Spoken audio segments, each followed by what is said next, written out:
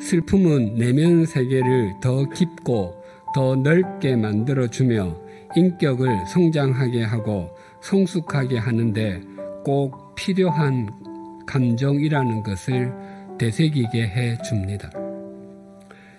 때때로 우리도 우리의 삶에 슬픔이나 울음은 없는 것이 좋다고 생각할 때가 적지 않습니다. 그러나 예수님께서는 그렇지 않다고 고개를 가로저으셨습니다. 21절 하반절이 이렇게 증가합니다. 지금 우는 자는 복이 있나니 너희가 웃을 것이며. 당시 이스라엘 백성은 로마 제국의 압제 아래에 있었습니다.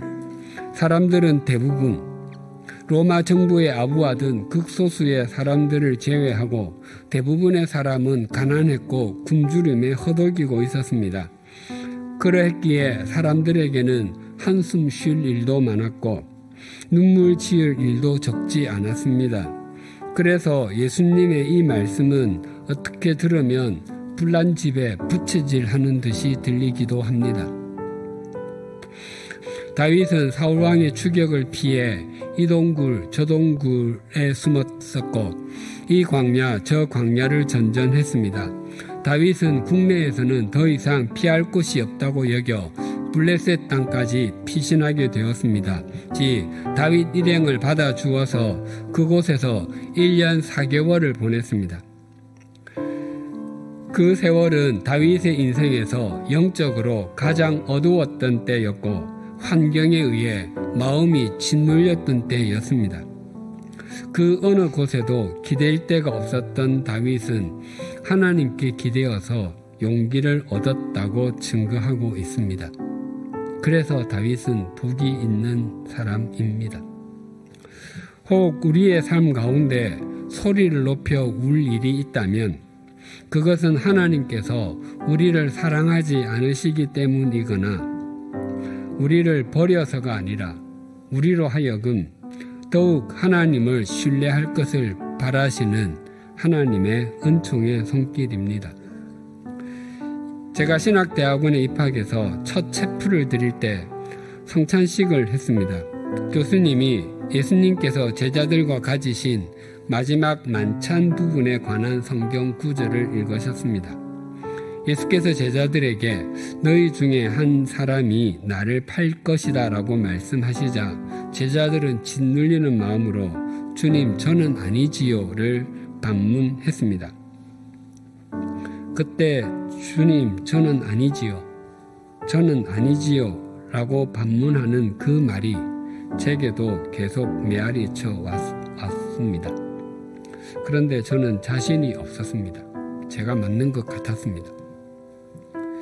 저같이 모자라고 형편없고 허물투성이인 사람이 하나님의 종이 되겠다고 그 자리에 앉아있는 것이 부끄러웠습니다.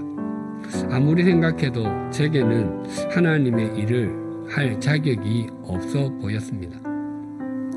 생각이 거기까지 미치자 눈물이 쉴 새 없이 흘러내렸습니다. 그때 주님께서 제 마음에 주신 것은 네가 자격이 있어서 이 자리에 있는 것이 아니라 내가 너를 불렀기 때문에 이 자리에 있는 것이다 였습니다. 예수님께서 우는 자가 복이 있다라고 말씀하시는 것의 첫 의미는 죄에 대한 울음입니다. 자연인인 내 속에는 결코 선한 것이 없다는 것을 인정하고 나 스스로의 능력으로는 결코 하나님 앞에 설 수 없다는 것을 인정하는 사람이 주님께서 복이 있다고 말씀하시는 사람입니다. 이처럼 자신의 죄를 애통하는 것은 참 귀한 일입니다. 그런데 우리는 거기서 한 걸음 더 나아갈 수 있어야 합니다. 누가복음 19장에는 예수님께서 어린 나귀를 타시고 예루살렘으로 들어가시는 장면이 나옵니다. 그때 사람들은 자신들의 겉옷을 길에 펴고 소리를 지르며 하나님을 찬양했습니다. 그런데 그에 대한 예수님의 반응은 의아하였습니다. 사람들은 있는 힘을 다해서 환호성을 지르며 주의 이름으로 오시는 왕, 하늘에는 평하여 가장 높은 곳에서는 영광이로다라며 찬양할 때 예수님께서는 있는 힘을 다해 큰 소리로 우셨습니다. 당시 유대 백성은 그 어떤 사람들보다도 하나님을 섬기는 삶을 살며 예배 드리는 삶을 살고 있다고 자부하고 있었습니다. 그러나 예수님께서는 약 40년 후에 있을 예루살렘의 멸망과 매일 하나님께 제사는 드리지만 하나님의 말씀과 하나님의 뜻과 상관없이 사는 사람들을 향하여 깊은 안타까움을 갖고 계셨습니다. 70년 로마 제국의 티투스 장군이 예루살렘을 4개월 3주 4일 동안 포위했습니다. 예루살렘 성전은 불탔고 모든 성곽은 돌 위에 돌 하나도 남아 있지 아니할 정도로 무너져서 폐허가 되었습니다. 그렇게 될 것을 모르지 통곡하지 않으실 수 없으셨던 것입니다. 바울 서신에도 사도 바울이 눈물을 흘리는 장면이 있습니다. 바울은 비록 자신의 몸은 영어의 상태에 있을지라도 자세를 조금도 흐트리지 않고 빌립보 교회 사람들에게 그리스도인이 누려야 할 참 기쁨에 대해서 전하고 있습니다. 그래서 4장으로 된 빌립보서에는 기쁨과 관련된 말이 16번이나 나옵니다.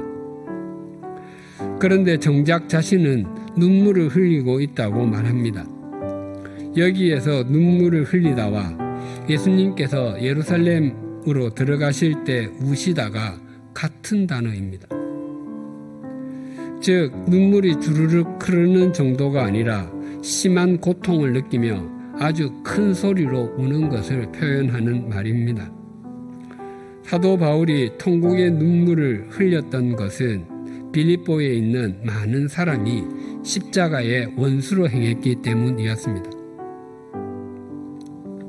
21절 하반절을 다시 봉독하겠습니다.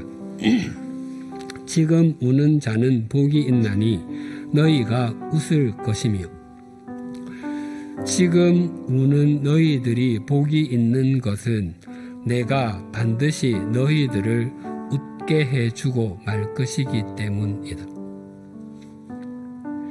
주님의 강한 의지를 표명하는 말씀입니다. 우리가 하나님의 백성으로 그리스도인으로 주님을 따르는 제자로 살아가다 보면 예기치 못한 일을 겪을 수도 있습니다.